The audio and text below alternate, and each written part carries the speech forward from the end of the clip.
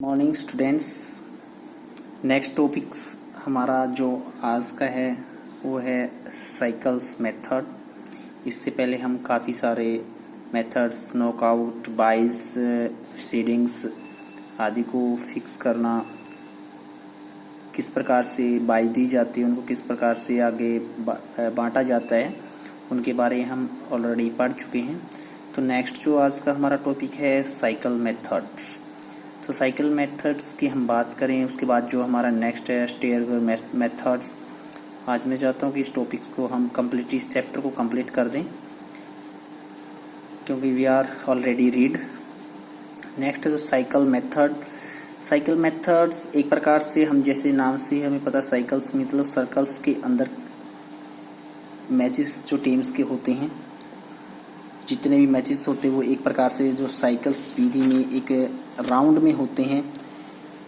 तो इसके अंदर साइकिल्स विधि के अंदर जो हम बात करते हैं, नेक्स्ट मैं क्लियरली आपको डायरेक्टली इसको हिंदी में कन्वर्ट करके बता रहा हूँ। तो साइकिल विधि में यदि टीमों की संख्या इवन्स में हो, इवन नंबर में टीम्स हैं, तो सम संख्या जिसको हम बोलते हैं, तो उनको जो साइकिल विधि में स्टार्टिंग एक नंबर से ही हो जाती है।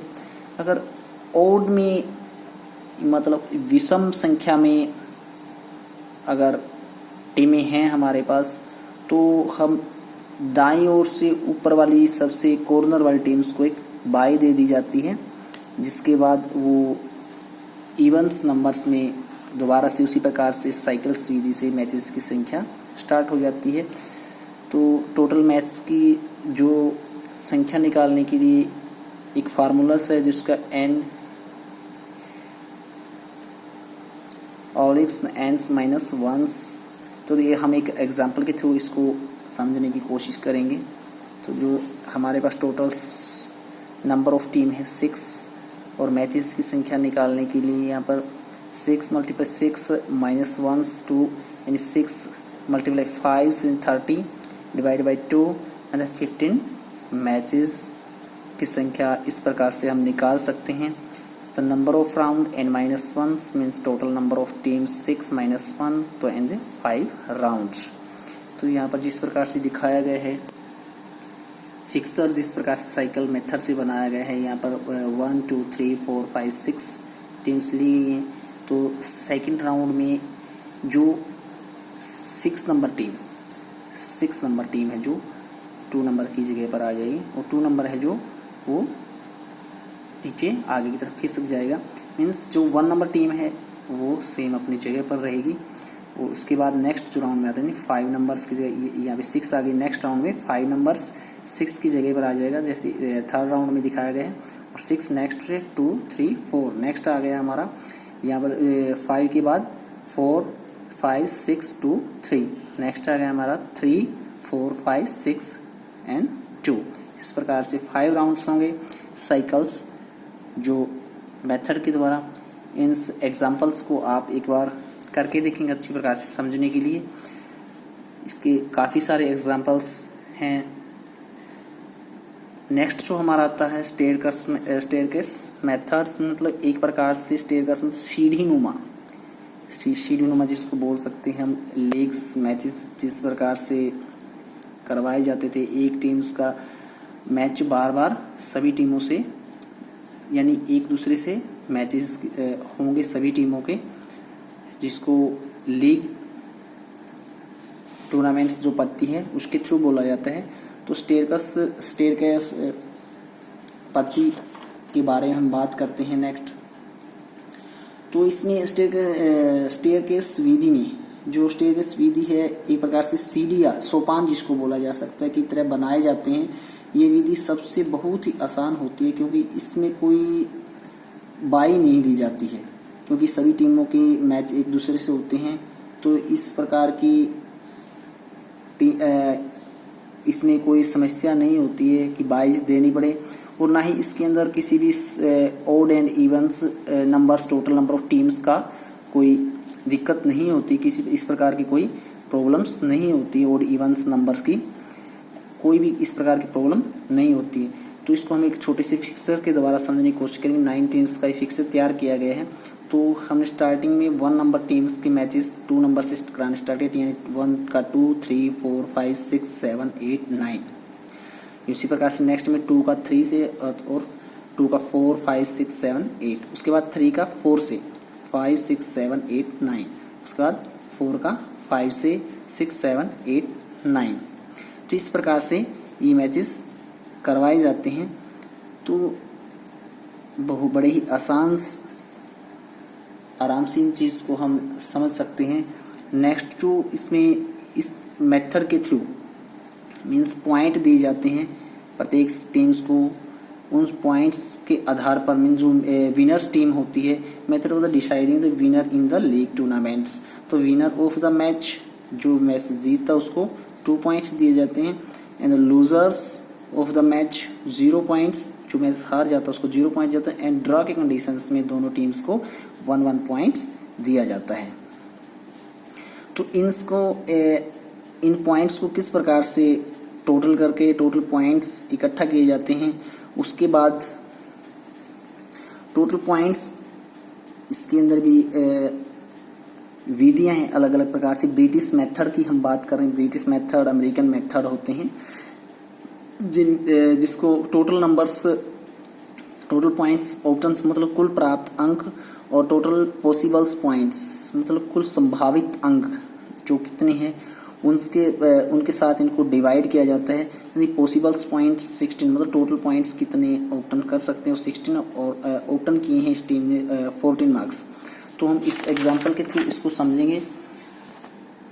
मीन्स यहाँ पर 14 डिवाइड बाई 16 मल्टीप्लाई हंड्रेड्स, तो इस प्रकार से 87.5 इसका टोटल स्कोर बनता है। इस प्रकार से सभी टीम्स के स्कोर को तैयार किया जाता है, और जिस भी टीम्स का स्कोर अधिक होता है उसको फाइनली विनर माना जाता है। इसके अंदर अमेरिकन मेथड है जो, तो उसके अंदर टोटल्स ये निकालने का तरीका होता है जो मैचेस वॉन्स, टोटल जितने मैच जीते जाते हैं, एंड मैच प्लेड मतलब कितने मैच है जो वो खेले जाते हैं, टोटल मैच डिवाइड किया जाता है, एंड मल्टीप्लाई टू 100 सेम्स। तो इसका एक एग्जांपल दिया गया, यानी 5 जो मैचेस हैं वो टीम ने जीते हैं, और 8 मैचेस जो टोटल मैच होने थे खेले हैं, उसमें से 8 में से 5 मैचेस जो जीते हैं, तो मल्टीप्लाई 100। तो इस प्रकार से इसका स्कोर 62.5 आता है। इसी प्रकार से सभी टीम्स का स्कोर काउंट किया जाता है। जिस भी टीम्स के अंक अधिक होते हैं उस टीम्स को विनर घोषित कर दिया जाता है। नेक्स्ट हम बात करते हैं जो हमारा नेक्स्ट टॉपिक है, इंट्रामुरल्स व एक्स्ट्रामुरल्स, जो मीनिंग्स, ऑब्जेक्टिव्स एंड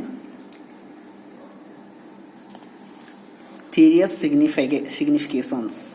तो इसके बारे में मीनिंग्स, और सबसे पहले हम बात करते हैं इंट्राम्यूरल्स का अर्थ क्या है, मीनिंग्स ऑफ इंट्राम्यूरल्स। तो जो इंट्राम्यूरल्स है वो एक लैटिन भाषा के इंट्रा और म्यूरल्स का म्यूरल्स से बना है। इंट्रा का अर्थ होता है अंदर, और म्यूरल्स का अर्थ होता है दीवार। मीन्स हम इस बात से बड़ी आसानी से समझ सकते हैं इंटर और म्यूरल्स। इंट्रा का अर्थ होता है अंदर, और म्यूरल्स का अर्थ होता है दीवार। मीन्स एक दीवार के अंदर होने वाली प्रतियोगिताएं जिनको इंट्राम्यूरल्स प्रतियोगिताएं बोला जाता है। तो इंट्राम्यूरल्स प्रतियोगिता मतलब किसी भी स्कूल, कॉलेज आदि के अंदर एक 4 दीवारी के अंदर होने वाली प्रतियोगिताएं हैं, उनको बोला जाता है। इसका कुछ इतिहास भी है।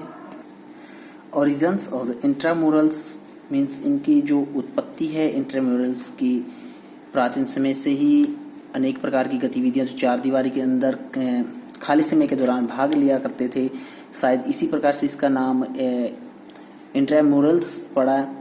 तो वैसे इसका अगर टोटली देखा जाए तो अकॉर्डिंग टू डेट्स 1864 में इसकी स्टार्टिंग मानी जाती है। संयुक्त राज्य अमेरिका ने बेसबॉल इंट्राम्यूरल्स आयोजित करवाया गया था 20वीं शताब्दी के अंदर। तो शिक्षा के कुछ जो एक प्रकार से प्रगतिशील शारीरिक शिक्षा के अध्यापकों ने इसमें रुचि दिखाई थी। तो उस प्रकार से 1925 में संयुक्त राज्य अमेरिका ने प्रत्येक उच्च विद्यालय को इस प्रकार की इंट्रामुरल्स विभाग स्थापित करने का मिशन स्टार्ट किया गया था। तो इसकी स्टार्टिंग की हम बात कर रहे थे, जो जहाँ से किस प्रकार से स्टार्ट हुई थी। इससे काफ़ी सारे जो एक प्रकार से सिग्निफिकेशंस इंट्रामुरल्स मतलब जो एक महत्व है, काफ़ी सारे महत्व है बच्चों के जो एंटरटेनमेंट्स के लिए, विद्यार्थियों की मानसिक व भावनात्मक सामाजिक विकास के लिए ये कार्यक्रम जो विद्यार्थियों के आचारिक नैतिक मूल्यों के लिए करवाए जाते थे। Means morals and the ethics values of students. Intramurals are necessary development of the health. बच्चों की स्वास्थ्य के लिए करवाए जाते थे। एक प्रकार से बच्चों की जो लड़ाकू प्रवृत्ति है उसको शांत करने के लिए करवाए जाते थे। उनको तरोताज़ा रखने के लिए करवाए जाते थे गेम्स, ताकि जो एक एजुकेशन से ऊपर उसके बीच में उनका थोड़ा सा एंटरटेनमेंट के लिए खेल, ताकि बच्चों को अपनी जो एक प्रकार से किस प्रकार का उनकी जो काबिलियत है उसको दिखाने का उनके पास एक प्रचुर अवसर प्रदान होता है इस प्रतियोगिता के द्वारा। एक नेतृत्व जो बात करते हैं लीडरशिप की, उसकी भावना भी इस गेमों से उत्पन्न होती है। नेक्स्ट इसके जो ऑब्जेक्टिव्स हैं, ऑब्जेक्टिव्स के बारे में हम बात करते हैं।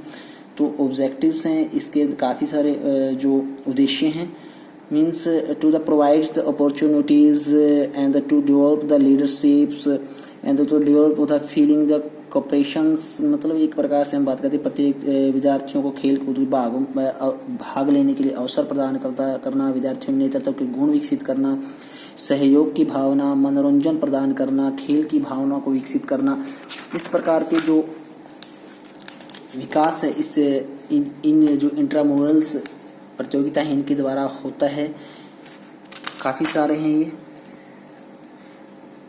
इनको एक बार अच्छी प्रकार से पढ़ेंगे। तो उसके बाद नेक्स्ट जो हमारा जो टॉपिक है एक्टिविटीज़ और द इंट्रामुरल्स कॉम्पिटिशन्स, इसके ऊपर हम थोड़ा सा ध्यान कर लेते हैं। मुख्य रूप से इसके अंदर जो एक 4 दीवारी के अंदर गेम्स हो सकते हैं, volleyball, hockey, cricket, basketball, kabaddi, तैराकी, एथलेटिक्स, साइकिलिंग, कुश्ती, lawn tennis, table tennis, football, softball, badminton, काफ़ी सारे गेम्स हैं। छोटे गेम भी हो सकते हैं जैसे stall run, kho kho, circus games, tags, roller skating, sport race, sack race, 3 जो टांगों वाली दौड़ होती है, उन इस प्रकार की रेस भी इन गेम्स के अंदर हम करवा सकते हैं। तो नेक्स्ट जो इसमें जिसको रेथमिक्स गेम्स जिसको बोला, जैसे लेजियम, डम्बल्स, मार्चिंग, जो लोक नृत्य होता है, समूह नृत्य होता है, सोलो डांस होता है, मास पीटी होता है। उसके बाद हम बात करते हैं क्रिएटिविटी एक्टिविटीज़ जो है, एक मतलब सृजनात्मक क्रियाएं जिसको बोले, यानी चित्रकारी, ड्राइंग्स, मूर्तिकार ड्राइंग्स, आर्ट्स आदि की। नेक्स्ट इसमें एक प्रकार से कॉम्पिटिटिव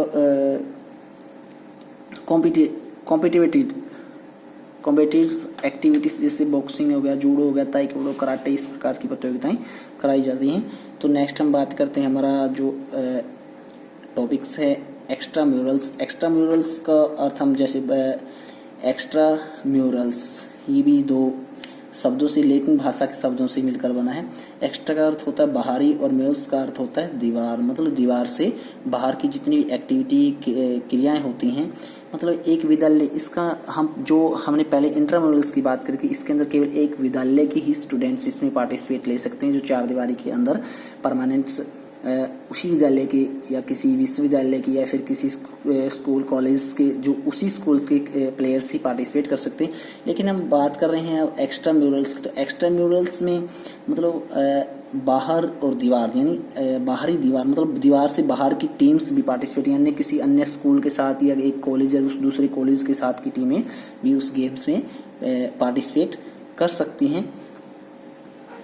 तो इसका भी एक प्रकार से importance of the extra murals competitions, इसकी जो महत्व हैं वो सेम एक प्रकार से देखा जाए तो विद्यार्थियों को अपनी खेलों संबंधी योग्यताओं को प्रकट करने का अवसर प्रदान करती है, खेलों के प्रदर्शन स्तर को बढ़ाने की, क्योंकि जब तक दूसरी टीमों के साथ हमारे मैचेस नहीं होंगे तो हम अपने प्रदर्शन को अच्छी प्रकार से नहीं जांच कर सकते हैं।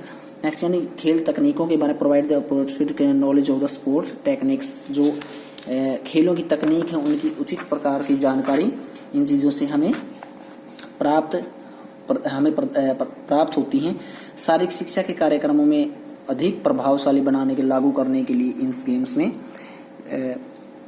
बाहर की टीमों के साथ मैच होना अनिवार्य होता है, और खेलों में जो भाग लेने के अवसर होते हैं वो भी अधिक होते हैं इसके द्वारा। तो नेक्स्ट हम बात करते हैं objective extra murals to improve the standard of sports, मतलब खेलों के जो स्तर में वृद्धि करता है।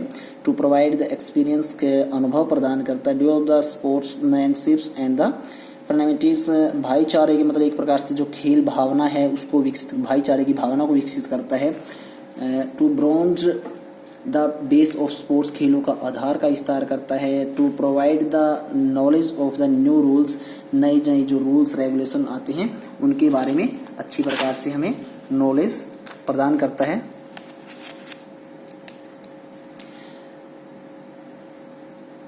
तो नेक्स्ट इसके बाद जो कुछ गेम्स और हैं इनके बारे में भी आप इसके साथ ही रीड करेंगे, जो specify sports program, sports day, health runs, run for fun, run for specifies cases and the run for unity. मतलब स्पोर्ट्स डे की बात करते हैं तो प्रत्येक जो हमारे डिस्ट्रिक्ट लेवल है या फिर नेशनल लेवल पर इस तरह की प्रतियोगिताएं होती रहती हैं। तो एक बार इन चीज़ों को भी अच्छी प्रकार से पढ़ेंगे स्टूडेंट्स। तो मतलब ये अलग अलग प्रकार से मतलब स्पोर्ट्स डे पर प्रतियोगिताएं करवाई जाती हैं। नेक्स्ट जो हेल्थ के लिए जो मतलब हेल्थ रन्स, जो स्वास्थ्य के लिए दौड़ें करवाई जाती हैं, जिससे शारीरिक विकास जो हमारा है वो हो। इस प्रकार के खेल्स के अंदर इतने अधिक रूल रेगुलेशंस नहीं होती, इनके अंदर कोई भी पार्टिसिपेट कर सकता है। मीन्स इससे हमारी जो लेथ में एक प्रकार से हमारा जो बॉडी पोस्चर है वो ठीक रहता है। रन फॉर फन संख्या में भी काफ़ी सारे लोग जो हष्ट पुष्ट लोग होते हैं वो संदेश फैलाने के लिए के उद्देश्य से इस प्रकार के रन फॉर फंस, ताकि लोगों को जागरूक करने के लिए इस प्रकार की रेसें करवाई जाती हैं। हेल्थ रन के बाद रन फॉर फन के बाद run for specified cases, means एक प्रकार से कई दफ़ा इस तरह की प्रतियोगिताएं करवाई जाती हैं। मतलब run for a specified cases, मतलब एक प्रकार से विशिष्ट कारणों के लिए दौड़ों का आयोजन करवाया जाता है। वो किसी भी तरह की विजेताओं को पुरस्कार या किसी तरह का फंड अर्जित करने के लिए इस तरह के जो रेसेस हैं वो करवाई जाती हैं। मतलब run for specifies and run for unity, ए मतलब एकता के लिए दौड़, लोग अपनी इस दौड़ के अंदर प्रत्येक हर प्रकार का लोग पार्टिसिपेट करते हैं। जिस तरह से एक मैराथन के रूप में भी हम मान सकते हैं, जो लोगों की यूनिटी दिखाने के लिए इस तरह की रेसों का आयोजन किया जाता है। उनकी भावनाओं को मतलब एक प्रकार से एकत्रित करने के लिए, जागरूक करने के लिए इस तरह की रेसों का आयोजन किया जाता है। तो जो हमारा फर्स्ट टॉपिक है स्टूडेंट्स वो कंप्लीट हो चुका है। तो इस टॉपिक्स को हम 1 by 1 आप नोट्स इसकी प्रिपेयर करेंगे अच्छी प्रकार से। Thank you students, have a nice day.